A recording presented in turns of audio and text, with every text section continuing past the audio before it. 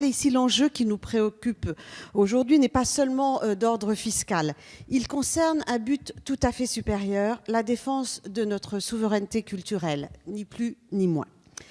Les géants du numérique bénéficient pas seulement de notre incapacité à les assujettir à l'impôt, ils profitent également de nos faiblesses pour étendre leur domination culturelle, notamment par l'acquisition d'une myriade de sociétés locales qui œuvrent dans le champ du numérique.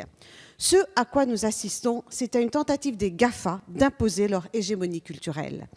Une tentative d'ailleurs qui n'est pas directement le fait d'États, mais de sociétés surpuissantes qui échappent à toutes les normes ou presque.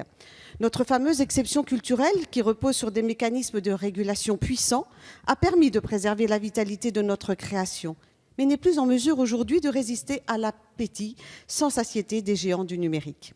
Ne prenons qu'un exemple. Comment un producteur français qui paye des impôts et des charges et doit réinvestir une partie de ses bénéfices dans la création d'une œuvre future peut-il rivaliser avec des géants qui ne font ni l'un ni l'autre ? Deux options se présentent à nous. La plus simple est aussi la pire, déréguler.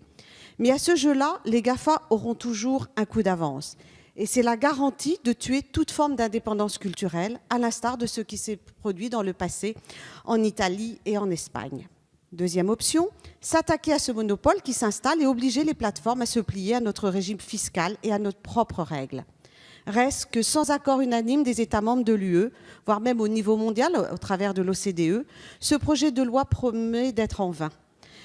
Pire, dans un univers où l'optimisation fiscale reste la règle, y compris à l'intérieur du marché unique, le risque est grand de dissuader des entreprises de s'installer en France, sans parler de l'effet de seuil qu'il fait supporter à nos propres sociétés.